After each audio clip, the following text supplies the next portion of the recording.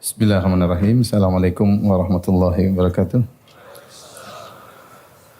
Alhamdulillahi ala ihsani wa syukru lahu ala taufiqihi wa amtinani wa asyhadu an la ilaha illallah wahdahu la syarika lahu ta'ziman li sya'nihi wa asyhadu anna Muhammadan abduhu wa rasuluhu da'ila ridwani. Allahumma salli alaihi wa ala alihi wa ashabi wa ikhwani. Hadirin hadirat yang dirahmati oleh Allah Subhanahu wa taala. Kita masih melanjutkan tentang sejarah Bani Israel ya. Kita masih pada Nabi Musa ya. Tatkala bertemu dengan Fir'aun ya. Nanti setelah itu Fir'aun tewas, setelah itu Musa keluar dari Mesir sampai kemudian perjalanan menuju Palestina, kemudian sampai di Palestina, baru kemudian sampai penghujung kepada Nabi Sulaiman alaihissalam, baru kemudian terjadi keributan setelah wafatnya Nabi Sulaiman alaihissalam sampai negara Israel sekarang insyaallah taala. Setelah itu baru kita kembali lagi ke sirah Nabi sallallahu alaihi wasallam. Jadi antum sabar bersama saya untuk mendengarkan kisah Yahudi ya. Baik hadirin dan hadirat yang Allah Subhanahu wa taala, pada pertemuan yang terakhir telah kita sampaikan Musa pun bertemu dengan Fir'aun, kemudian terjadilah dialog ya dengan Fir'aun, dan ternyata Fir'aun memang adalah orang yang sangat ya pandai berbicara ya. Dia seorang raja dan sekaligus pandai berbicara. Nabi Musa berkata ya, An arsil ma'ana Bani Israel, wahai Fir'aun, lepaskanlah Bani Israel bersamaku, jangan kau siksa, jangan kau hina mereka, rendahkan mereka. Kata Fir'aun, qala alam nurabbika fina walidan wa labista fina min umrika sinin. Wahai Musa, bukankah dulu engkau kami yang rawat, kau tinggal bertahun-tahun bersamaku ya, engkau menjadi anak angkat kami. Wa fa'alta fa'lataka allati fa'alta wa anta minal kafirin. Dan bukankah selain kau dulu kami yang rawat, kau telah berbuat kesalahan, bahkan kau membunuh salah seorang dari anak buahku, dan sekarang engkau termasuk orang-orang yang tidak tahu balas budi ya. Engkau termasuk orang tidak tahu balas budi ya. Maka ini adalah hujah yang disampaikan oleh Fir'aun, mengingatkan tentang kesalahan Musa yang telah pernah membunuh salah seorang anak buah dari Fir'aun, dan juga mengingatkan budi baik dari Fir'aun yang pernah merawat Nabi Musa tatkala masih kecil dalam kemewahan di kerajaan Fir'aun. Apa jawaban Musa alaihissalam? Qala fa'altuha idzan wa ana minadh-dhalin. Memang aku telah melakukannya, aku tidak mengingkari. Dan tatkala itu aku termasuk orang-orang yang khilaf, orang yang salah. Musa tidak mengingkari kesalahannya. Saya memang salah. Fa farartu minkum lamma khiftukum. Akhirnya saya pun kabur meninggalkan kalian, meninggalkan kota Mesir. Fa wahaba li rabbi hukman wa ja'alani minal mursalin. Namun setelah itu Tuhanku memberikan kepadaku ilmu dan aku pun diangkat menjadi seorang rasul. Wa tilka ni'matun tamunnuha alayya an abadta bani Israil. Adapun budi baikmu kepadaku ya, waktu kau merawatku sejak kecil, ya itu sebab karena kau telah memperbudak Bani Israel. Seandainya kau tidak memperbudak Bani Israel, seandainya kau tidak menyiksa Bani Israel, seandainya kau tidak membunuh anak-anak Bani Israel, maka aku tidak perlu untuk tinggal di kerajaanmu. Nabi Musa juga membantah pernyataan Fir'aun. Akhirnya Fir'aun bertanya, qala Fir'aun wa ma rabbul alamin? Apa itu Rabbul Alamin ya? Kata para ulama bahwasanya Fir'aun ini hatinya mengakui adanya Tuhan ya. Dan ini di zaman Nabi Yusuf alaihissalam sebelum Nabi Musa, yang kisah yang kita sebutkan tentang raja ya, kemudian Al-Aziz, Imra'atul Aziz, Zulaikha. Kalau kita baca kembali kisah pembicaraan Yusuf alaihissalam dengan mereka, Yusuf sedang berbicara dengan kaum yang mengenal Allah Subhanahu wa taala. Makanya sang menteri waktu tahu istrinya berbuat salah kepada Yusuf, beliau berkata kepada istrinya, Yusuf a'rid an hadha wastaghfiri li dzambik innaki kunti minal khati'in. Wahai istriku, beristighfarlah, sungguhnya kau termasuk orang-orang yang salah. Kemudian Zulaikha juga berkata, waktu dia mengaku akhirnya salah, dia mengatakan al-an hasal haq ana rawatuhu an nafsihi wa innahu laminas sadiqin dzalika liya'lama anni lam akhunhu bil ghaib wa anna Allah la yahdi kaidal khainin. Kata Zulaikha setelah ketahuan benar saya yang merayu dia, sesungguhnya Allah tidak memberi petunjuk kepada orang-orang yang berkhianat. Dia bilang apa? Sungguhnya Allah, ya. Wa ma ubarri'u nafsi, inna nafsa la ammaratun bisu illa ma rahima rabbi. Dan aku tidak mensucikan diriku, sungguhnya jiwaku telah tergoda dengan jiwaku telah menggodaku dan jiwa menyuruh kepada perbuatan yang buruk.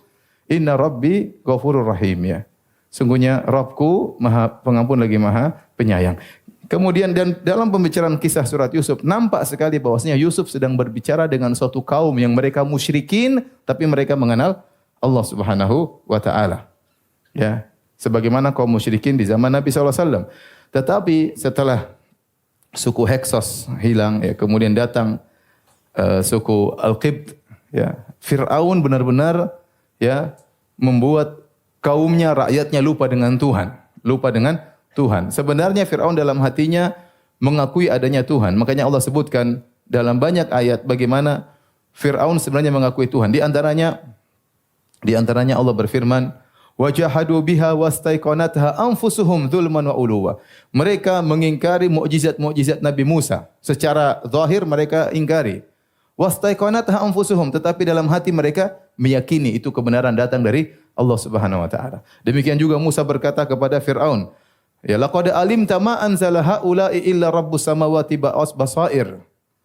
Ya, wahai Firaun, sungguhnya kau tahu tidak ada yang menurunkan semua mukjizat ini kecuali siapa? Allah Subhanahu wa taala. Jadi sekarang dia berlagak seakan-akan tidak mengenal Tuhan, seakan-akan dia ateis, tidak mengenal Tuhan. Maka dia ngomong sama Nabi Musa, "Wa ma rabbul alamin?" Apaan itu Rabbul alamin? Dia tidak mengatakan siapa Rabbul alamin. Kalau siapa berarti ngerti.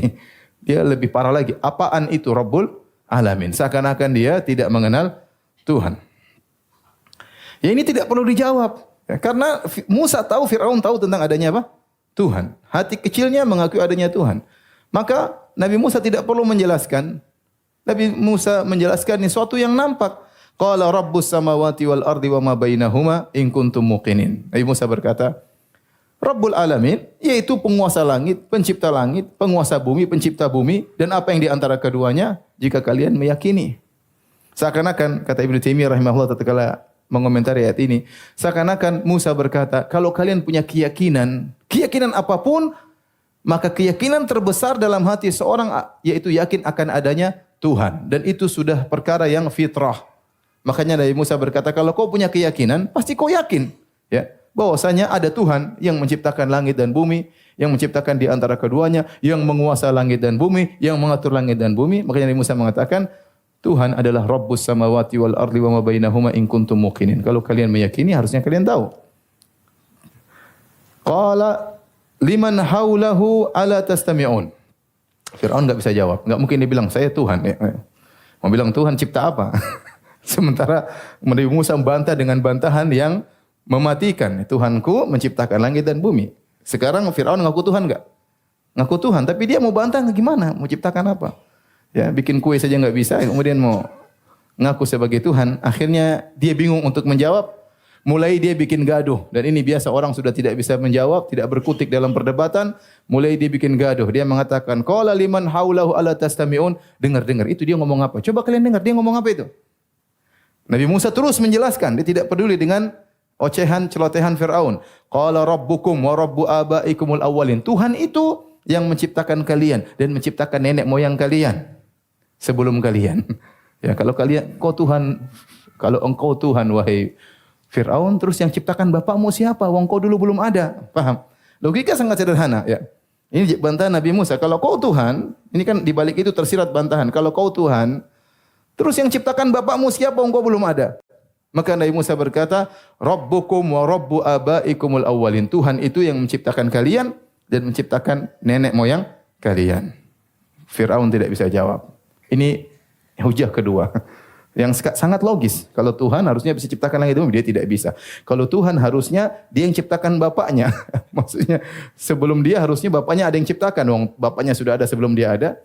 Akhirnya dia bikin gaduh lagi, dia mengatakan, "Inna rasulakumul ladzi ursila ilaikum la majnun." Sungguhnya ini utusan yang diutus kepada kalian si Musa ini sungguh la majnun, sungguh orang gila. Ini sudah enggak bisa bantah. Ini sungguh orang gila. Nabi Musa tidak peduli dengan celotehan Firaun. Maka dia lanjutkan, "Qala rabbul masyriqi wal maghribi wa bainahuma in kuntum ta'qilun." Sungguhnya Rabbku, adalah penguasa timur dan barat dan apa yang ada di antara keduanya jika kalian berakal. Seakan-akan Nabi Musa berkata, kalian akal enggak ada ya. Masa Tuhan modelnya kayak begini? Cuma dia jawabnya tersirat, tidak apa? Tidak langsung ya. Karena Allah menyuruh Nabi Musa berkata-kata lembut kepada siapa? Kepada Fir'aun. Sehingga Nabi Musa membantah dengan tersirat. Dia mengatakan, Tuhanku adalah penguasa langit, penguasa timur dan barat dan apa di antara keduanya jika kalian berakal. Ini dalil bahwasanya kalian sudah tidak berakal sampai bisa percaya orang seperti Fir'aun ini sebagai Tuhan. Yang pertama tahu Fir'aun itu bukan Tuhan, yang pertama tahu Fir'aun itu pendusta, Fir'aun sendiri. Dia tahu dia bukan Tuhan. Dia tahu dia dulu kecil, dia dulu ingusan, dia dulu merangkak, dia tahu. Dia tahu dia lapar, dia tahu dia buang air, dia tahu dia sakit, dia tahu dia takut. Masa itu Tuhan? Tapi karena dia sombong dan dia bodoh-bodohin rakyatnya semua patuh sama dia. Tidak ada cara lain tatkala dalam berdebat, maka dengan tangan besi. Apa kata Firaun? Qala la in ittakhadhta ilahan ghairi la aj'alannaka minal masjunin. Wahai Musa, kalau kau mengambil ada Tuhan selainku, aku akan sungguh-sungguh penjarakan engkau. Waduh. Sudah, kalau di penjara selesai. Nabi Musa tidak putus asa. Nabi Musa kemudian ambil celah karena Firaun ini orangnya jaga image ya. Jaga image. Ya, kalau begitu kan berarti kalah debat. Rakyatnya lihat, kemudian pembesar-pembesarnya lihat, wah ini main kasar, kalah debat, sudah kalau gitu saya penjara. Akhirnya Musa berkata, "Qala awalau ji'tuka bi syai'im mubin." Bagaimana kalau saya datangkan kepada engkau suatu bukti yang nyata bahwasanya saya utusan Tuhan? Firaun kepancing. Qala fa'ti bihi. Ayo, mana buktinya kau seorang utusan Tuhan? In kunta minas shadiqin, kalau kau benar-benar jujur. Nah, kita sudah cerita pada pertemuan lalu, Musa sudah latihan kan, lempar tongkat jadi ular, ngambil, sudah latihan enggak? Sudah. Sekarang dengan dia pede, fa'alqa asahu fa idza hiya thu'banun mubin. Maka Musa pun melemparkan tongkatnya, tiba-tiba menjadi ular yang bergerak-gerak. Nabi Musa tidak takut ya.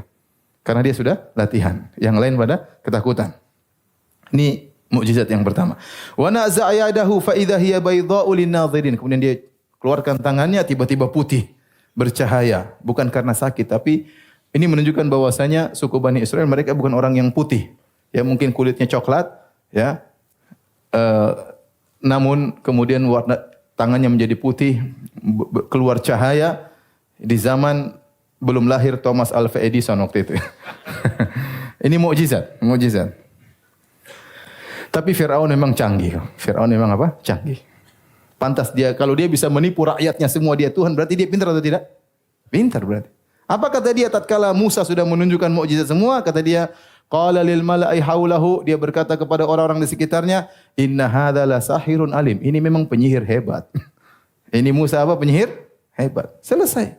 Kalau sudah dicap penyihir, apalagi di zaman tersebut, zaman banyak orang melakukan praktek sihir, maka Musa tidak ada nilainya lagi. Kecuali dia hanya seorang apa? Penyihir. Mukjizat yang dia lakukan tidak bisa membuktikan dia utusan Tuhan. Ini dalil atau hujah yang disampaikan oleh Fir'aun. Ini hujah yang sangat cerdas daripada Fir'aun. Famadha yuridu an yukhrijakum min ardikum bisihrihi famadha ta'murun. Maka dia provokasi rakyatnya. Wahai rakyatku, wahai menteri-menteriku, ini tukang sihir. Apa tujuan dia bikin sihir ini? Dia ingin mengeluarkan kalian dari negeri kalian dengan sihirnya. Kalau gitu apa yang kita lakukan sama orang ini? Provokator. Ya. Ini tukang sihir. Tujuan dia melakukan sihir agar kita terusir dari negeri kita Mesir ini. Apa yang kalian perintahkan kepadaku? Firaun jaga image. Oh ya apa? Akhirnya anak buahnya terpancing, tidak bilang bunuh, penjara enggak. Anak buahnya berkata, qalu arjih wa akhahu wa ba'ath fil madaini hasyirin ya'tuka bi kulli saharin alim. Wahai Musa kalau begitu, wahai Firaun kalau begitu begini saja. Kau utus seluruh orang-orang untuk datangan penyihir dari berbagai tempat kemudian duel sama Musa. Seandainya anak buahnya bilang bunuh saja, mungkin Firaun apa? Bunuh. Tapi ternyata anak buahnya bilang enggak bunuh. Ya sudah kalau gitu di tukang sihir ajak duel sama tukang sihir kita. Fajumi as-saharatu limiqati yaumin ma'lum. Akhirnya datanglah para penyihir dari berbagai macam tempat, kemudian datang berkumpul ya. Yang Nabi Musa berkata, silakan berkumpul ya. Duhan ya, di waktu duha, kemudian yaumuz zinah wa an yuhsyaran nasu apa? duha, bahwasanya dikumpulkan di hari semacam hari Id mereka, berkumpul orang rame-rame di waktu duha, maka para penyihir datang. Kemudian mereka berkata kepada Fir'aun.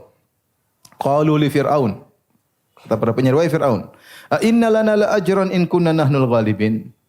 Apakah kita akan dapat ganjaran kalau kita bisa mengalahkan Musa? Qala na'am wa innakum laminal muqarrabin. Bukan cuma dapat ganjaran wahai para penyihir, kalian akan menjadi menteri-menteri dekatku. Tenang aja, yang penting ngalahkan siapa? Musa. Akhirnya orang-orang berkumpul, ramai banget. Maka terjadilah duel Nabi Musa dengan banyak penyihir. Ada yang mengatakan ratusan, ada yang mengatakan ribuan. Tidak ada riwayat yang sahih, tapi intinya mereka jumlahnya banyak. Dan penyihir-penyihir top dan dihadiri oleh seluruh rakyat Mesir menyaksikan duel tersebut. Akhirnya Nabi Musa berkata, "Alkuma antum mulkun." Lemparkanlah apa yang hendak kalian lempar. Kemudian mereka pun melemparkan tongkat-tongkat mereka, tali-tali mereka. Kemudian fa idza hibaluhum wa isihim yukhayyalu ilaihi min sihrim annaha tas'a. Maka kemudian ya kata Allah Subhanahu wa taala, "Saharu a'yunan nas wastarhabuhum." Maka mereka pun menyihir mata manusia. Seluruh rakyat yang nonton tatkala itu melihat bahwasanya tali-tali tersebut bergerak menjadi ular, tongkat-tongkat tersebut bergerak menjadi ular. Makanya waja'u bi sihrin azim, kata Allah, mereka mendatangkan sihir yang hebat. Kenapa yang tersihir bukan satu dua orang, satu negara semuanya apa? Tersihir. Yang hadir semuanya tersihir melihat itu menjadi ular. Berarti memang jin-jinnya top-top waktu itu. Sehingga semua bisa tersihir. Bahkan bukan cuma rakyat, bahkan Nabi Musa juga sempat tersihir. Yukhayyalu ilaihi min sihrihim annaha tas'a fa aujasa fi nafsihi khifatan Musa. Maka akhirnya Nabi Musa pun dikhayalkan kepada beliau bahwasanya ular tersebut bergerak. Nabi Musa pun takut. Membuktikan Nabi Musa juga tersihir saking hebatnya itu jin-jin. Qulna la takhaf innaka antal a'la. Kami berkata, wahai Musa, jangan takut, kau yang menang. Fa'alqi ma fi yaminika talqaf ma sana'u. Lemparkan yang ada di tangan kananmu, akan makan seluruh ular tersebut. Ya, maka Nabi Musa pun melemparkan tongkatnya, tiba-tiba menjadi ular yang besar, kemudian memakani ular-ular yang kecil-kecil tersebut. Akhirnya kalahlah para penyihir ya. Ibnu Taimiyah rahimahullah waktu mengomentari ayat ini, beliau berkata, jin bisa menghayalkan kepada seseorang, kepada mata manusia. Bahkan Ibn Taimiyah juga pernah mengalami hal ini. Bukan dia, maksudnya ada orang-orang tatkala sedang berjihad di tempat yang lain, tiba-tiba mereka bertemu dengan Ibn Taimiyah. Kemudian mereka berkata kepada Ibn Taimiyah, Ibn Taimiyah, kami bertemu dengan anda di negeri sana. Kata Ibn Taimiyah, dzaka syaitan, itu syaitan yang meniruku. Aku di sini, tidak ke sana. Jadi syaitan bisa meniru apa? Seseorang. Syaitan bisa menghayalkan kepada seseorang. Misalnya kata Ibn Taimiyah, ada orang pergi ke jin atau ke dukun, kemudian barangnya hilang, pergi ke dukun. Akhirnya dukun bisa menghayalkan, barangmu seperti ini. Dia seperti melihat barang tersebut. Padahal tidak ada, itu cuma hayalan dari apa? Jin. Jin bisa bikin hayalan. Ya. Kemudian menjadi menghayal, ternyata enggak ketemu juga barangnya, sama aja. Misalnya. Atau kemudian menjadi seorang yang cantik jelita, atau berubah menjadi genderuwo, berubah menjadi macam-macam ya. Simpan di jembatan Ancol, terserah apa? Jin. Dia bisa membuat seorang berhayal. Bisa jadi seorang menghayal seakan-akan bertemu dengan kiai. Seperti tadi, bertemu dengan Ibnu Taimiyah rahimahullahu taala, bertemu dengan malaikat, padahal itu semua hayalan jin. Dan jin mampu untuk membuat khayalan tersebut, inilah sihir. Akhirnya tatkala para penyihir melihat kehebatan Nabi Musa alaihissalam, mereka tahu bahwasanya apa yang dilakukan oleh Musa bukanlah sihir, tetapi kenyataan. Karena mereka para penyihir, mereka pakar. Ini bukan sihir ini. Buktinya kalau kami melakukan sihir, tapi yang didatangkan oleh Musa ini bukan sihir. Karena Nabi Musa melemparkan tongkatnya, tiba-tiba menjadi ular betulan, bukan ular mainan, bukan ular khayalan, tapi ular apa? Betulan. Ya. Sehingga mereka tahu bahwasanya tidak mungkin ada yang mampu merubah kayu menjadi ular betulan kecuali pencipta alam semesta. Ya, pencipta alam semesta. Maka akhirnya mereka beriman kepada Nabi Musa. Kemudian faulqiyas saharatu sujada. Mereka pun sujud kepada Allah Subhanahu wa taala. Tatkala itu juga qalu amanna bi rabbil alamin. Kata mereka, kami beriman kepada Rabbul Alamin, Rabbi Musa wa Harun. Kami beriman kepada Rabbnya Musa dan Rabbnya Harun. Fir'aun pun marah. Qala amantum lahu qabla an adzana lakum. Kalian berani beriman kepada Musa sebelum aku izinkan kalian. Innahu lakabirukumul ladzi 'allamakumus sihr. Sungguhnya Musa itu memang guru kalian yang telah mengajari sihir pada kalian. Di sini nampak kecerdasan Firaun. Firaun kembali lagi menipu rakyatnya dengan berkata, ini mereka sudah sepakat sebelumnya, sandiwara doang. Sandiwara doang. Ini gurunya, ini muridnya. Pintar enggak Firaun? Pintar. Kalau enggak pintar gimana nipu rakyat di Tuhan? Ya. Entah rakyatnya terlalu bahlul atau Firaun terlalu pintar. Tapi intinya dia jago. Bayangkan dalam kondisi seperti itu dia bisa langsung berbuat hilah. Langsung dia berkata, ini guru kalian. Kalian sudah bersandiwara. Sudah selesai, enggak ada yang beriman kepada mereka. Harusnya semua orang beriman. Sebagaimana penyihir apa? Beriman. Tapi subhanallah Fir'aun langsung bisa merubah suasana sehingga akhirnya tidak jadi beriman kepada Nabi Musa. Sementara penyihir tahu ini benar-benar utusan Tuhan. Bagaimana kayu bisa berubah menjadi zat kayu, bisa berubah menjadi zat daging seperti ular. Kata Fir'aun, la uqatti anna aydiyakum arjulakum min khilafin wa la usallibannakum ajmain. Aku akan menyalib kalian dan aku akan potong kalian secara miring, tangan kiri dengan kaki kanan atau tangan kanan dengan kaki kiri. Sebagian ulama mengatakan, Hasan Al-Basri mengatakan, yang pertama kali melakukan siksaan seperti ini dengan memotong, dengan menyimpang ya, bersilang adalah Fir'aun. Jadi dia punya kreativitas dalam menyiksa. Yang pertama kali menyiksa begini modelnya siapa? Fir'aun.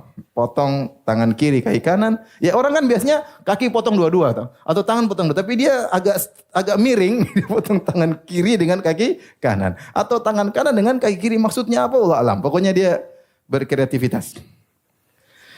Kata para penyihir, qalu la dhair, tidak ada masalah. Inna ila rabbina munqalibun. Ya. Kami kembali kepada Rabb kami. Dalam ayat yang lain kata mereka, faqdi ma anta qad, innama taqdi hadhil hayatad dunya.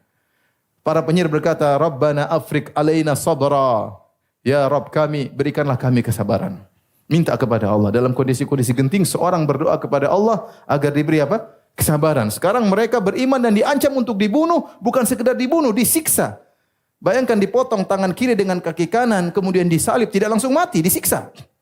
Dan ini Fir'aun ancam mereka, maka mereka berdoa kepada Allah, ya Allah, berikanlah kami kesabaran. Setelah Allah berikan mereka kesabaran, dengan kokoh mereka berkata, faqdi ma anta qad. Silakan bunuh kami. Silakan putuskan apa yang kau putuskan. Innama taqdi hadhil hayatad dunya. Kau hanya menghilangkan kehidupan dunia ini. Inna amanna bi rabbina liyaghfir lana khatayana. Sungguhnya kami beriman kepada Rabb kami agar Rabb kami mengampuni segala dosa-dosa kami yang telah lalu. Maka mereka pun dibunuh dan mereka juga akhirnya masuk apa? Surga. Bayangkan para penyihir Fir'aun yang puluhan tahun terjerumus dalam kesyirikan. Bahkan di antara kesyirikan yang paling parah, yaitu bekerja sama dengan syaitan, melakukan sihir. Bahkan mata pencaharian mereka adalah sihir. Bahkan mereka datang untuk berduel dengan utusan Tuhan. Ingin mengalahkan utusan Tuhan, Nabi Musa alaihissalam. Tiba-tiba Allah kasih hidayah kepada mereka. Dalam sekejap mereka beriman, hidup tidak lama. Akhirnya masuk apa? Surga, menghapuskan seluruh dosa-dosa mereka yang telah lalu selama puluhan tahun. Taib. Hadirin yang dirahmati Allah Subhanahu wa taala. Setelah kalahnya para penyihir dalam duel tersebut, maka Fir'aun masih terus menyiksa Bani Israel dan dia tidak membunuh Nabi Musa. Karena Nabi Musa menang dalam duel ya. Kalau dia bunuh Musa ya berarti dia enggak jaga image berarti. Masa kalah kemudian main bunuh. Ya dia ingin jaga image di hadapan apa? Rakyatnya. Tuhan harus berwibawa ya intinya. Intinya dia tidak bunuh Nabi Musa dan dia terus melancarkan gangguannya kepada Bani Israel dan disebutkan Nabi Musa masih hidup, ada yang mengatakan 20 tahun, ada yang mengatakan 40 tahun. Setelah itu kejadian tersebut sebelum Nabi Musa keluar dari Mesir. Sebelum Nabi Musa keluar dari Mesir. Allah Subhanahu wa taala menyebutkan dalam surat Al-A'raf ayat 139 dan seterusnya. Akhirnya mereka terus menyiksa kaum Al-Qibti, suku Qibti Kemudian akhirnya kaum Nabi Musa mengeluh kepada Nabi Musa. Qalu udzina min qabli an ta'tiyana wa min ba'di ma ji'tana. Wahai Musa, sebelum kau datang kami sudah disiksa, diperbudak, dipekerjakan. Ya. diperbudak, dihina dan yang lainnya. Wa mim ba'di ma ji'tana, kau datang pun kami sekarang masih disiksa. Jadi mereka ngeluh ya. Anak-anak kami dibunuh, kami jadikan budak, kemudian yang lainnya. Bagaimana wahai Musa? Qala asa rabbukum ayyuhlika aduwakum wa yastakhlifakum fil ardi. Semoga Rabb kalian membinasakan musuh kalian dan menjadikan kalian berkuasa di atas muka bumi, fayanzura kaifat, atau menggantikan mereka di atas muka bumi, fayanzura kaifa ta'malun, dan Allah melihat apa yang akan kalian kerjakan di atas muka bumi ini. Ternyata tidak secepat yang diduga. 20 tahun baru kemudian, atau sebagian ulama mengatakan 40 tahun baru kemudian perkataan Nabi Musa ini dikabulkan. Ya. Jadi tidak semua maksudnya doa harus dikabulkan secara cepat. Ya. Ada hikmah-hikmah yang Allah kehendaki, ada skenario yang Allah kehendaki. Kita boleh berdoa, tapi dikabulkan cepat atau lambat terserah Allah Subhanahu wa taala. Saya katakan tentang diri saya sendiri. Saya kadang berdoa baru tidak dikabulkan. Terkadang saya sudah lupa doa tersebut. Ternyata 2 tahun kemudian baru Allah kabulkan. Ternyata 3 tahun kemudian Allah kabulkan. Berarti waktu itu belum pas untuk Allah kabulkan. Berkaitan dengan keimanan kita, dengan kemaslahatan kita. Karena yang lebih tahu tentang maslahat kita adalah Allah daripada kita sendiri. Baik. Mulai Allah bikin rencananya, Allah memberi ujian-ujian kepada Fir'aun dan para pengikutnya. Kata Allah Subhanahu wa taala, "Wa laqad akhadna ala fir'auna bis-sinin." Sungguh kami telah menyiksa Fir'aun dan pengikutnya bis-sinin dengan musim kemarau berkepanjangan. Wa naqsim minats thamarati, dan Allah menjadikan hasil bumi mereka berkurang. Ya, gandum mereka berkurang, buah-buahan mereka berkurang. Kenapa? Karena musim kemarau. Kata Allah, la'allahum yadhakkarun. Semoga mereka sadar. Namun apakah mereka sadar? Mereka tetap tidak sadar. Bahkan mereka mengatakan, ente Musa sebabnya. Kita dulu nyaman-nyaman, gara-gara ente datang lihat semua berubah jadi susah. Dulu waktu ente belum ada, kita dalam kondisi nyaman, subur. Ente datang kemarau semuanya. Mereka berkata, fa idza ja'at Allah Subhanahu wa taala, fa idza ja'atuhumul hasanatu qalu lana hadhihi. Kalau datang kebaikan kata mereka ini memang hak kita. Wa in tusibum sayyi'atun, kalau mereka ditimpa dengan keburukan, yatayyaru bi Musa wa man ma'ah, kata mereka bertatayur. Ini gara-gara Musa dan para pengikutnya. Sejak mereka datang kita musibah. Dan memang benar sejak Nabi Musa datang mereka kenapa? Musibah. Tapi musibah itu bukan datangnya Nabi Musa karena kalian tidak beriman kepada Nabi Musa. Namun saya katakan Fir'aun pintar apa? Pintar ngomong. Ala innama ta'iruhum indallah walakinna aktsarahum la ya'lamun.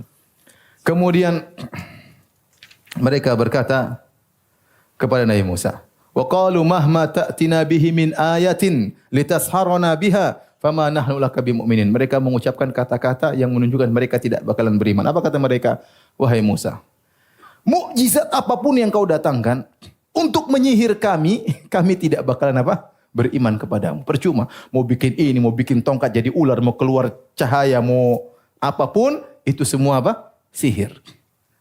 Mahma ta'tina bihi min ayatin litasharana biha. Mukjizat apapun yang kau datangkan untuk menyihir kami, fama nahnu laka bimu'minin. Kami tidak akan beriman kepada Anda wahai Musa. Maka Allah pun bikin ujian berikutnya. Ya. Fa arsalna alaihim tufan. Maka Allah kirim tufan. Tufan itu maksudnya banjir besar. Ya, bukan angin topan ya. Banyak orang menyangka tufan maksudnya apa? Angin topan. Bukan, maksudnya adalah banjir besar. Disebutkan hujan turun dengan deras. Ya, tadinya mereka kemarau, kemudian turun hujan yang apa? Deras. Setelah hujan deras, mereka menyangka itu rezeki, ternyata hujan enggak berhenti-berhenti. Hujan enggak berhenti-berhenti, akhirnya menenggelamkan mereka sampai masuk di rumah-rumah mereka. Tidak hilang-hilang banjir tersebut. Mereka bingung juga ya. Akhirnya mereka bilang, wahai Musa, berdoalah kepada Tuhanmu. Ya. La in kasyafta anni rijza, kalau ternyata Allah hilangkan ini, la in kasyafta anna rijza lanu'minanna laka. Sungguh kami akan beriman kepada engkau. Wala nursilanna ma'aka bani Israil, dan kami akan membebaskan bani Israil untuk pergi dengan engkau. Tapi berdoalah kepada Tuhanmu agar banjir ini dihilangkan. Setelah mereka putus asa, akhirnya Nabi Musa berdoa, ya Allah hilangkan banjir tersebut. Akhirnya banjir itu apa? Hilang. Waktu banjir itu hilang, tumbuhlah tumbuhan baru, ya, karena subur, kata mereka, ini memang nikmat. Ini banjir ada hikmahnya, ada apa? Tumbuh-tumbuhan baru. Mereka tidak beriman lagi kepada Nabi Musa. Taib, berjalan waktu mungkin berapa lama selang waktu lagi Allah kirim. Tatkala mereka sudah tumbuh-tumbuhan yang banyak karena subur dan mereka lupa dengan doanya Nabi Musa, kata mereka memang ini sudah kejadian alam, memang waktunya tumbuh-tumbuhan, ternyata banjir tersebut ada hikmahnya menumbuhkan tumbuhan yang baru. Allah kirim wal jarada, Allah kirim belalang. Belalang banyak, sudah mereka mau panen dimakan sama belalang semuanya. Dimakan semuanya. Subhanallah. Tidak berhenti-berhenti belalang. Mereka mau panen dimakan sama belalang. Akhirnya mereka pusing. Mereka bilang lagi, wahai Musa, doa sama Tuhanmu. Hilangkan ini belalang. Kalau hilang kami akan beriman kepada engkau. Dan kami akan melepaskan Bani Israel. Nabi Musa berdoa. Siapa tahu kali ini taubat. Berdoa, ya Allah. Ini Fir'aun enggak taubat-taubat. Ya Allah, siapa tahu kali ini taubat. Akhirnya Allah hilangkan lagi Jarad. Waktu hilang masih ada sisa sedikit. Belum sempat dimakan oleh belalang. Kata mereka, ini ujian, jadi kita makan sisanya aja. Enggak mau beriman sama Nabi Musa. Akhirnya mereka bisa makan. Tidak lagi mau beriman kepada Nabi Musa. Seakan-akan ini semua kejadian-kejadian alam. Tidak ada kaitannya dengan dosa-dosa yang mereka lakukan. Dan itu bahaya, ikhwan. Kalau seorang dikasih musibah oleh Allah dan dia tidak kembali kepada introspeksi diri, itu bahaya. Bahaya. Dan betapa banyak orang seperti itu. Dikasih musibah, dikasih bencana, dia merasa ya biasa kejadian alam. Dia tidak mengingat dosa. Apalagi dia mengatakan, oh saya sedang diangkat oleh Allah Subhanahu wa taala. Subhanallah. Iya, diangkat tapi ente karena dosa-dosa ente, makanya ente diuji. Jadi selalu memandang dirinya dengan ujub. Seharusnya seorang kalau terkena musibah dia kaitkan ini pasti karena dosa kita yang kita lakukan. Oleh karenanya tatkala belalang sudah dihilangkan, masih tinggal sedikit, mereka makan, mereka lupa kepada Nabi Musa. Akhirnya Allah kirim ujian baru. Wal kummal, Allah kirim kutu busuk di mana-mana. Kutu busuk di mana-mana. Mereka masuk kamar ada kutu busuk. Mereka tidur ada kutu busuk. Di belakang mereka enggak bisa diusir, banyak banget. Dan ini membuat lebih menderita daripada sebelumnya. Bayangkan kutu busuk, bau di mana-mana, basuk di baju-baju mereka, basuh di tempat tidur mereka, menggigit mereka, gatal dan macam-macamnya. Mereka enggak kuat, wahai Musa. Ini kutu, tolong berdoa sama Tuhanmu. Kata mereka, Tuhanmu, bukan Tuhan kita. Berdoalah kepada Tuhanmu. Ya. Ya.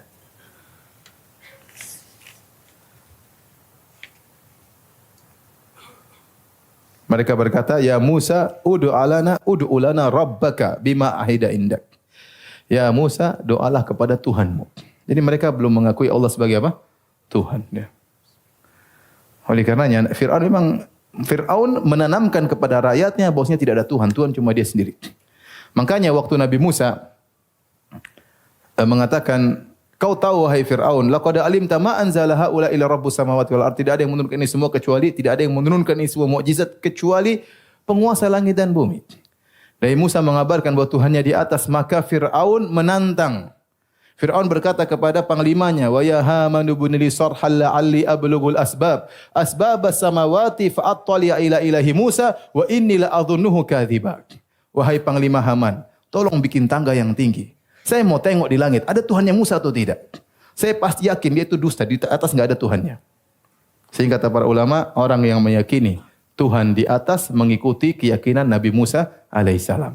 Yang mengingkari Tuhan di atas ikut-ikutan sama siapa? Fir'aun. Jadi dia ingin menekankan kepada rakyatnya bahwasanya tidak ada Tuhan.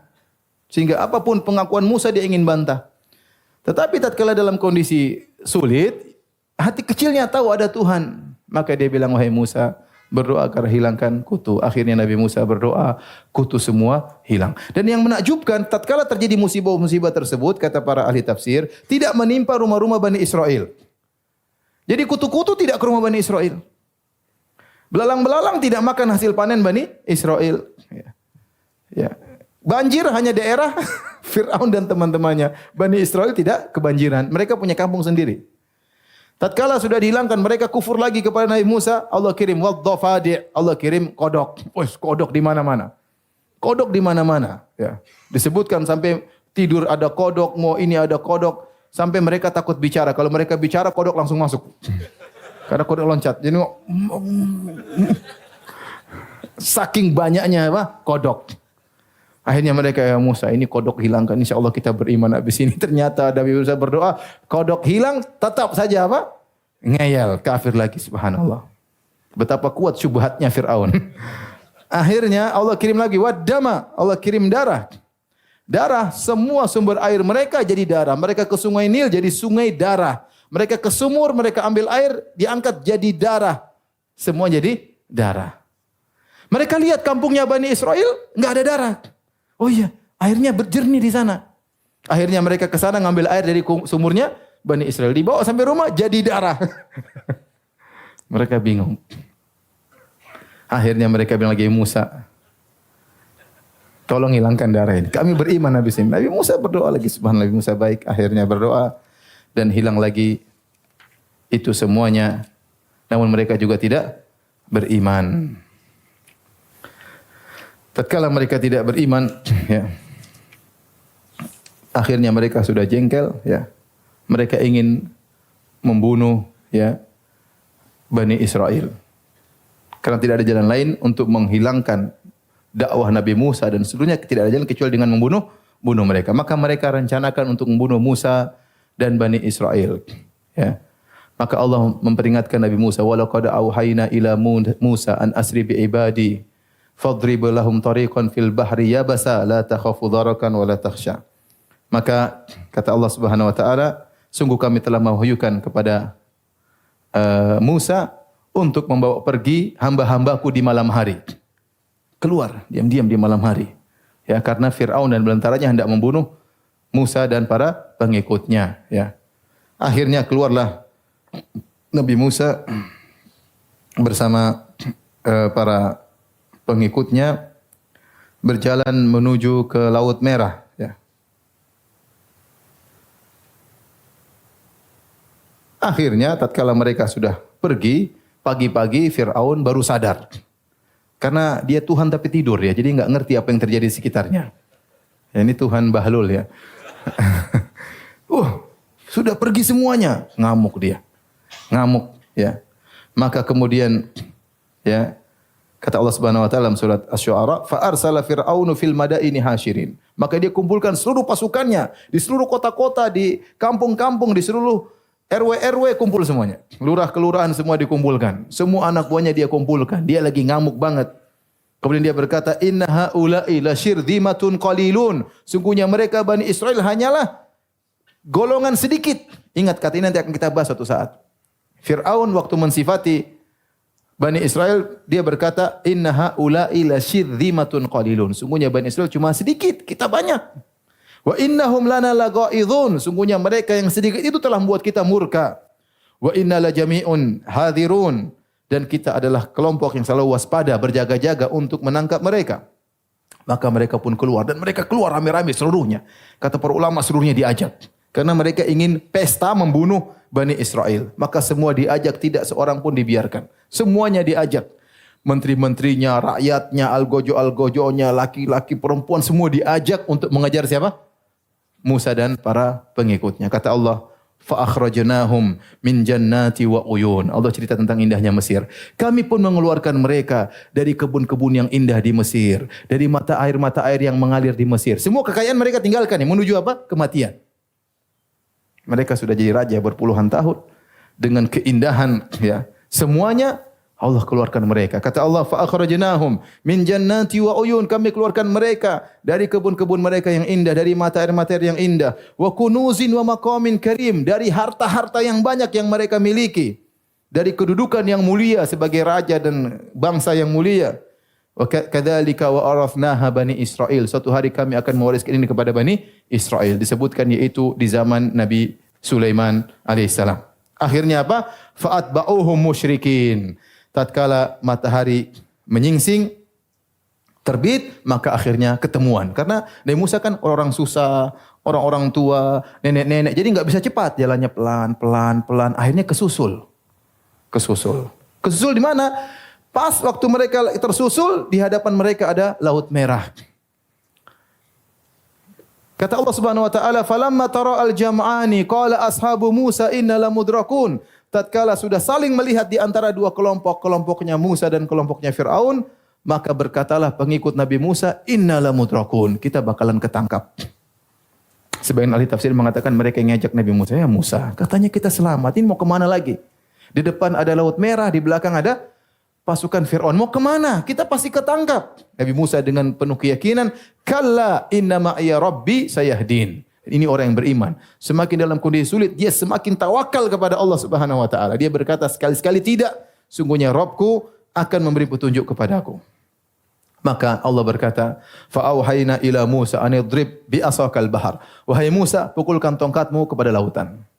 Sebenarnya enggak usah pukul tongkat, laut bisa terbelah. Tetapi Allah ingin memuliakan Nabi Musa, ya. Maka dia bisa pukul tongkat. Akhirnya laut terbelah. Kata Allah, "Fanfalaqa, fakana kullu firqin kautaudil azim." Maka kata para ahli tafsir ini Ibnu Katsir rahimahullah taala mengatakan laut terbelah menjadi 12 pintu. Naik ke atas. Air lari mengalir ke mana? Ke atas. Ini mukjizat. Namanya air itu mengalir ke bawah. Ini mengalir ke mana? Ke atas. Kenapa 12 pintu? Karena Bani Israel 12 apa? Suku. Jadi masing-masing lewat pintunya berjalan supaya mereka tidak rebut-rebutan, ya. Selalu begitu. Kalau ada, nanti akan disebut, kalau ada air, ada 12 keran. Nanti akan kita bahas, ya. Intinya 12 pintu, kemudian mereka berjalan. Bahkan kata Ibnu Katsir rahimahullah ta'ala, jadi air. 1, 2, 3, 4. Tetapi di antara dinding-dinding air tersebut ada lubang-lubangnya. Sehingga mereka bisa saling melihat. Karena mereka bilang, Musa jangan-jangan yang sana sudah tenggelam. Jangan-jangan suku sana sudah tenggelam. Jangan banyak ngomong, lihat nih. Kebuka. Jadi mereka saling apa? Melihat. Jadi mereka selalu curiga-curiga sama siapa? Nabi Musa. Jadi dibuka oleh Allah, dibuka sehingga meskipun ada dinding ada lubang-lubangnya. Bisa masih selamat jalan bareng. Tapi akhirnya mereka berjalan sampai di ujung. Ya, sebentar. Saya bukakan dalam surat Ad-Dukhan.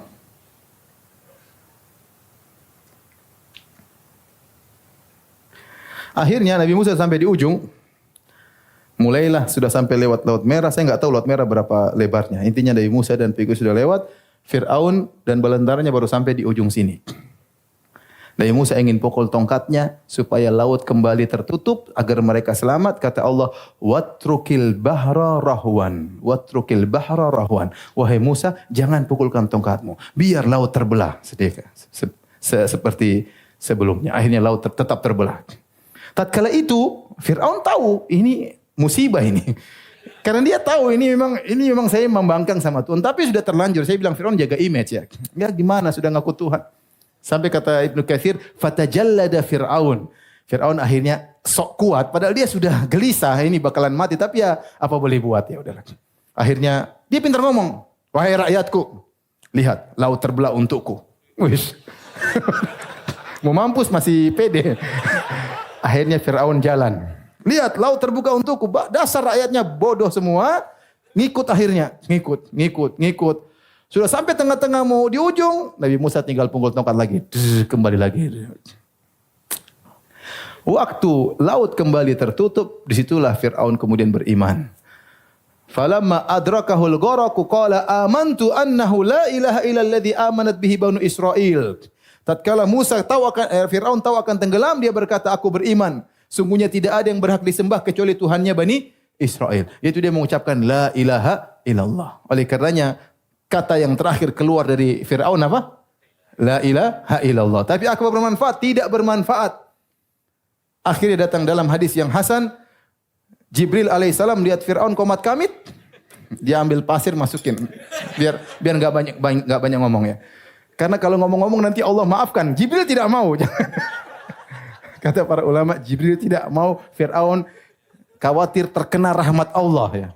Karena Jibril tahu betapa rahmatnya Allah Subhanahu wa taala. Jibril lebih tahu tentang Allah daripada kita. Ini kalau Fir'aun komat kami, astagfirullah bahaya. Bergunding masukin apa? Akhirnya diambil pasir masukin mulut Fir'aun, selesai. Enggak diterima taubatnya. Karena sudah nyawa siap dicabut, akhirnya tenggelamlah. Maka tewaslah Fir'aun dan bala tentaranya, dan itu semua dilihat oleh Nabi Musa alaihissalam dan Bani Israel. Kemudian Bani Israel masih ngomong, wahai Musa, itu Fir'aun kemana? Jangan-jangan enggak mati. Ya, jadi mereka tuh selalu begitu ya, suudzon sama siapa? Nabi Musa. Akhirnya Allah Subhanahu wa taala ya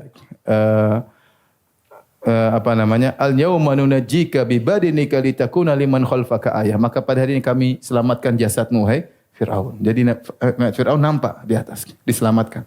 Yang lain hilang semua, kecuali jasad siapa? Firaun. Agar Bani Israel lihat tuh, oh itu Tuhan sudah tewas. Biar mereka tahu bahwasanya benar-benar mati. Karena kalau tidak kelihatan mereka akan mengatakan Firaun belum mati. Siapa tahu main-main ketemu Nyi Roro Kidul enggak tahu. Ya udah. Ternyata udah tewas. Kemudian mereka melanjutkan perjalanan. InsyaAllah kita bahas pada 2 pekan lagi biidznillah ta'ala. Kalau ada yang bertanya, saya persilahkan. Wallahu ta'ala alam bisawab.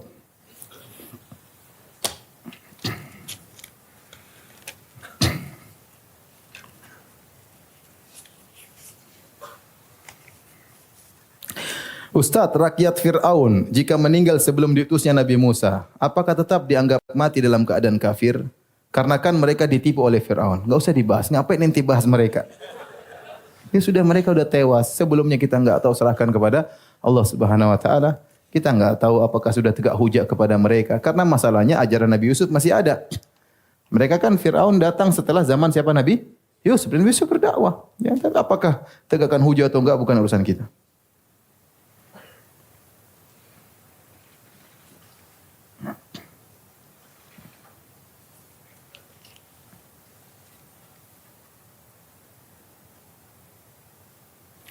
Pak Ustaz, para penyihir berubah beriman kepada Allah. Akhirnya dihapuskan semua dosa mereka terdahulu.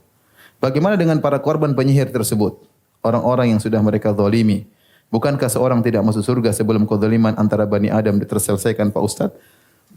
Benar, itu hukum asal. Jika kita menzalimi seorang, maka dia akan menuntut pada hari kiamat. Kecuali rahmat Allah yang mengampuni hamba tersebut. Makanya, Ibnu Qayyim waktu membahas seorang membunuh orang lain, maka dia melakukan dosa bertumpuk-tumpuk. Pertama, ya, ada berkutat pada dia 3 hak. Pertama, dia melanggar hak Allah. Allah melarang membunuh hambanya dan dia telah melanggar hak Allah, ini dosa besar. Yang kedua, dia telah melanggar hak keluarga dari mayat ini. Ini adalah saudara mereka, kenapa dia bunuh? Yang ketiga, dia telah melanggar hak sang mayat tersebut yang dia bunuh. Baik, azan dulu. Jadi kalau seorang membunuh orang lain, maka terkumpul kepadanya 3 hak yang dia langgar, hak Allah, hak keluarganya, dan hak mayat itu sendiri. Jika dia beristighfar kepada Allah, bertobat kepada Allah, maka hak Allah, Allah gugurkan. Dia sudah bertobat kepada Allah, dan Allah asalnya Maha Pengampun lagi Maha Penyayang. Kemudian kalau ternyata dia minta maaf kepada keluarganya, atau dia bayar dia yang membuat keluarganya ridha, ini boleh, keluarganya maafkan, maka hak mereka telah mereka gugurkan. Tinggal 1 hak yang dia tidak tahu hakikatnya. Bagaimana dengan mayat ini? Dia tidak tahu mayat ini akan maafkan dia atau tidak. Kalau dia mau tahu, dia hidupkan lagi, dia tanya, kau maafkan saya atau tidak? Ini tidak mungkin. Maka tinggal 1 hak yang harus dia tunaikan di hari kiamat kelak. Dan pada asalnya orang terbunuh dia akan menuntut ya hal tersebut ya, hak dia. Makanya yang pertama kali disidang oleh Allah Subhanahu wa taala adalah hari kiamat fid dima, tentang masalah darah. Orang yang terbunuh akan memegang tangan orang pembunuhnya, dia datang kepada Allah mengatakan, "Ya Rabbi hadza qad qatalani." Ya Allah, ini telah bunuh saya waktu di dunia. Tetapi kata Ibnu Qayyim rahimahullah taala, dalil-dalil menunjukkan bahwasanya kalau seorang bertobat dengan sungguh-sungguh, maka Allah akan mengampuni. Meskipun orang tersebut tidak memaafkan, tapi Allah akan mengampuni. Dan banyak dalil-dalilnya, seperti kisah pembunuh 100 nyawa yang kemudian dimasukkan ke dalam apa? Surga, karena dia bertobat dengan tobat sungguhnya, sehingga Allah menggugurkan hak orang yang terbunuh. Allah ganti dengan yang lainnya. Di antaranya kata Nabi SAW, "Dhahikallah min rajulaini yaqtulu ma ahaduhuma yaqtulu ahaduhuma al-akhar kilahuma yadkhulul jannah." Kata Nabi SAW, Allah tertawa melihat 2 orang yang satu membunuh yang lainnya, tiba-tiba keduanya ketemu di surga ya. Jadi si A dan si B. Si A maju masuk dalam medan jihad. Si B kafir, si A muslim. Tahu-tahu si B bunuh si A. Berarti si A mati apa? Syahid. Yang B kafir. Tahu-tahu B masuk Islam. Si A tidak tahu, dia sudah mati di luar. Tahu-tahu ketemu di surga. Loh, kok bisa masuk surga? Ceritanya bagaimana? Kok yang bunuh saya? Saya yang mati syahid, kok juga masuk surga, gimana ceritanya? Oh, kok enggak ceritanya, dulu saya bertobat. Saya hijrah ya. Jadi bisa jadi penyihir tersebut mungkin telah mendolimi banyak orang, tapi Allah ampuni karena taubat mereka yang luar biasa. Oleh karena taubat bertingkat-tingkat. Tidak semua orang hijrahnya sama. Tidak semua orang taubatnya apa? Sama. Lihat kisah seorang wanita yang berzina, kemudian dia bertobat kepada Allah, minta ditegakkan hukum had, kemudian dia dirajam sampai meninggal dunia. Kata Nabi SAW, laqad tabat taubatan, law wuzi'at ala sab'ina min ahli Madinah, la wasi'atu mau kama qala Nabi SAW. Kata Nabi SAW, wanita ini telah bertobat dengan taubat yang agung. Kalau dibagi untuk 70 orang bertobat, bisa diterima oleh Allah Subhanahu wa taala. Berarti taubat itu bertingkat-tingkat. Sebagaimana hijrah juga bertingkat-tingkat. Ada orang hijrah-hijrahan, ada hijrah betulan, ada ikut-ikutan ya. Ada hijrah kanan kiri, tergantung. Ustaz, apabila ada seorang kafir menikah secara kafir, lalu orang itu masuk Islam, apakah harus menikah ulang ya? Enggak, kalau dua-duanya masuk Islam maka tidak perlu apa? Tidak perlu menikah ulang. Oleh karenanya di zaman Nabi SAW banyak orang-orang menikah dengan cara kafir. Tatkala mereka masuk Islam, Nabi tidak suruh mereka untuk nikah ulang ya. Kalau mereka masuk Islam tidak perlu nikah ulang. Berlanjut pernikahan mereka. Ustaz, bagaimana hukumnya salat di belakang imam yang fasik? Ini ada khilaf di kalangan para ulama. Mazhab Syafi'i atau jumhur ulama mengatakan tidak mengapa. Yang penting dia seorang muslim ya, maka salatnya sah. Dan hukum salat, bukankah orang yang berzina salatnya sah? Sah. Selama salatnya sah, maka makmum di belakangnya juga apa? Sah. Selama dia bukan musyrik. Namun pendapat mazhab Malikiyah disebut oleh Qurtubi bahwasanya tidak boleh bermakmum di belakang orang yang fasik. Kalau dia salat di belakang orang fasik, dia salat ulang. Kata Imam Al-Qurtubi rahimahullahu taala. Kenapa? Karena Nabi SAW berkata, ya ummukum aqra'ukum li kitabillah. Yang jadi imam yang paling mahir dalam baca Al-Quran, bukan sembarang orang. Kata Imam Al-Qurtubi, bagaimana Imam Syafi'i bagaimana syariat tidak membolehkan kita memberikan amanah 1 dirham kepada orang yang fasik, kemudian masalah solat, masalah urusan surga neraka kita berikan kepada orang yang fasik. Ini pendapat ya. Namun secara dalil ya, pendapat Imam Syafi'i kuat. Maksudnya kalau secara sah saja. Ya, ada orang fasik jadi imam, kita salat di belakangnya sah.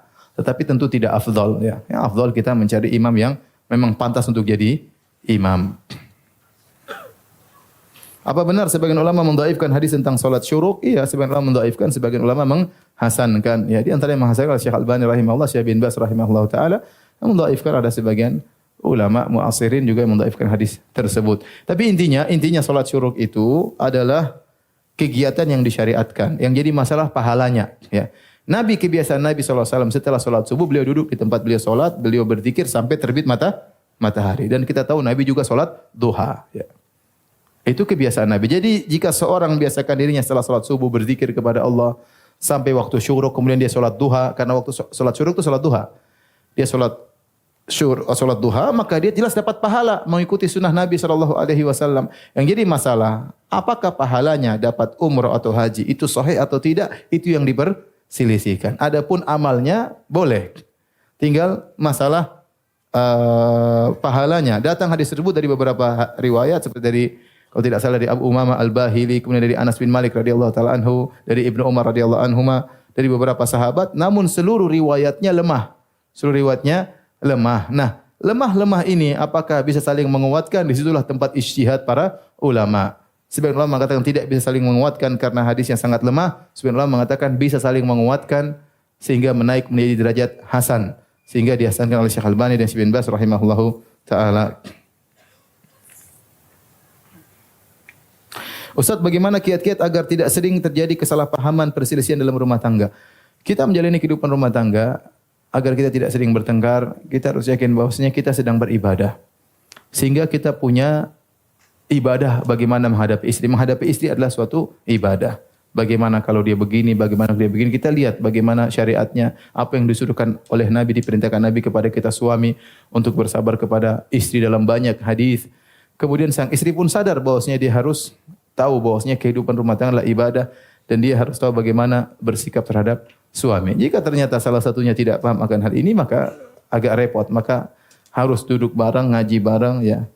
baca tentang hak-hak suami, istri baca hak suami, suami baca hak-hak istri, dan kita tahu bahwasanya kehidupan ini adalah kehidupan rumah tangga, adalah kehidupan ibadah. Demikian wallahu ta'ala alam bisawab. Subhanakallah bihamdik asyhadu an la ilaha illa anta astaghfiruka wa atubu ilaik. Assalamualaikum warahmatullahi wabarakatuh.